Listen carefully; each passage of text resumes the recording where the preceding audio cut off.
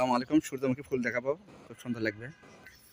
এই দেখেন সূর্যমুখী ফুল, গাছ বেশি বড় হয়নি। দেখেন এই সূর্যমুখী ফুল দিয়ে পিসি পাখি খিলান যায়, আবার তেলও তৈরি হয় সূর্যমুখী ফুল দিয়ে। দেখেন কি সুন্দরভাবে ধরে আছে, গাছ বড় হয়নি এখনো। আমি এক অবশ্যই বেড়াতে এসেছি, তাই দেখলাম, ভিডিও করলাম। মানে সূর্যমুখী গাছ আরও অনেক ফুলের গাছ দেখতে পাচ্ছি। দেখেন খুব সুন্দর লাগছে গাছগুলো, শীতকালে আসলে ফুলের গাছ। দেখেন খুব সুন্দর সারিবদ্ধ হয় ফুলের গাছগুলো।